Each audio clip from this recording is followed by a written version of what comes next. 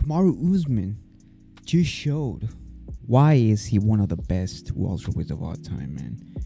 At 30 year old of age, man, going out there against Joaquin Buckley, someone who had so much, he had hype, especially after, going through Wonder Boy and then going through Colby Covington, able to stuff all of his takedowns pretty much and just pieced them up, And so a lot of people thought if Joaquin Buckley is able to do that to Colby, meaning able to stuff his takedowns, he could probably do the same thing to Usman. So a lot of people thought, whoa. Even the automakers, the people that make the odds had Joaquin Buckley as a favorite. Kamaru Usman was an underdog coming into this fight.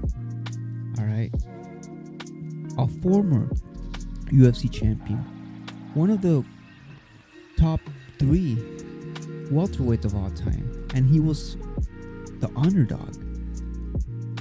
Obviously, you could understand why. Obviously, there's a lot of rumors, or not rumors, or just a lot of talk about Usman's knees. How, a lot of people are saying that his knees are cooked. A lot of people are saying that, Kamaru Usman has Panera bread for knees. And, and his age, 38 years of age. And, 3 losing streak so far to Leon Edwards and Kazmat Chimaev. But you could understand that Chimaev fight, that was at 185. And that was a late notice. That was a 2-week notice fight. So Kamaru Usman wasn't at his best. And he was able to, still compete with the Chimaev. And, but a lot of people still thought that, especially because of the layoff, he's 2 year off, almost a 2-year layoff, going into this. And so a lot of people thought, Kamaru Usman might be finished. But Kamaru Usman showed that he's still in there, that he's still a top welterweight. He still showed that he's a top 5 welterweight. The way he was able to, he just pretty much was able to take Joaquin Buckley down and just pretty much dominated him. He dominated him, took him down, and just pretty much went full Dagestani. He went full Nurmagomedov. All right, he went in there and just fucking wrestled him and took him down and just beat him at the ground. Most of the fight was like 3 rounds. The first 3 rounds definitely go to Kamaru Usman. The first 3, 4 and 5, it's a little bit more, more debatable. But the 5th one is pretty much Joaquin Buckley's. But the first 3 rounds, man, the fact that he was able to just get takedowns so easily, it's like Joaquin Buckley forgot, it's like he forgot how to stuff takedowns. He wasn't like, he couldn't stuff a takedown until like the 5th round. And that was pretty much all. And probably the only reason why he was able to stuff takedowns on the 5th round is because probably Kamaru Usman was getting a bit tired at that point. 5th round, 38 years of age, but he could still get gassed, and pretty much that's why he was able to take the takedowns, stuff them. But this just shows how good Kamaru Usman still is. I mean, how good he is mentally, especially mentally. He's on a 3 losing streak, coming out here, putting up good ass performance, and just pretty much gets the win and gets back in the winning section. It just shows the difference between Colby Covington and Kamaru Usman. I think Colby Covington at this point, he was already checked out, mentally. And it looks like Kamaru Usman was still, his mindset was, if I'm gonna go in there, I'm gonna give it my best. And wow, he went in there and he made it look easy. He made it look so easy. Even on the feet too, at the first 3 rounds. He was doing such a good job, man. And Kamaru Usman took some big shots as well. He took a couple of big shots from Buckley, and he just ate them like nothing. So that is crazy to see, man. Crazy to see.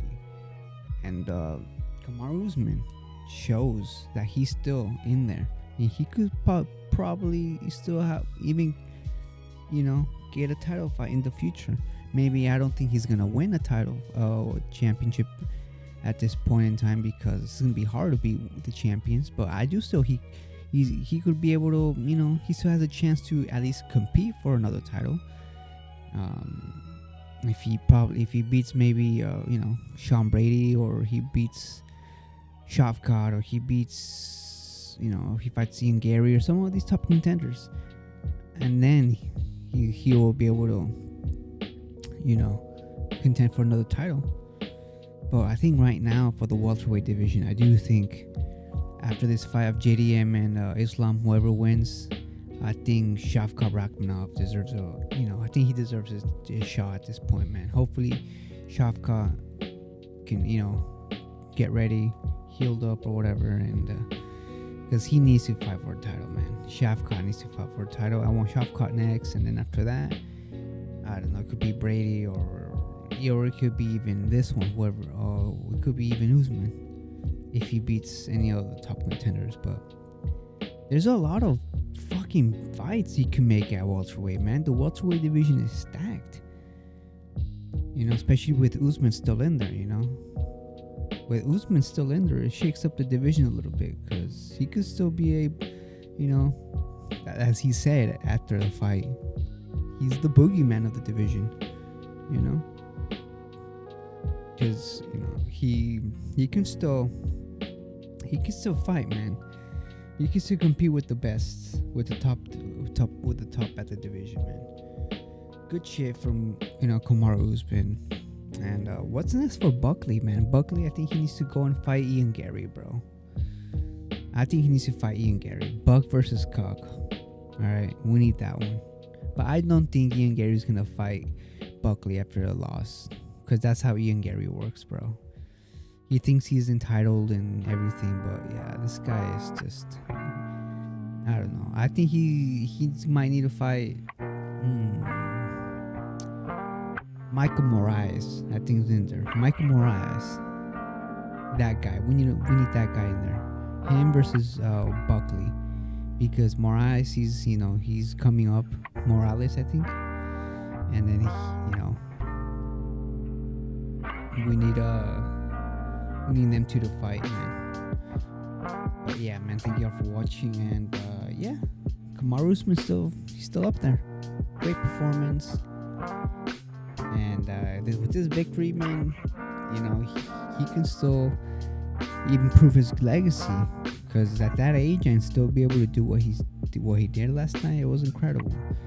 So hey, you never know, man. You never know.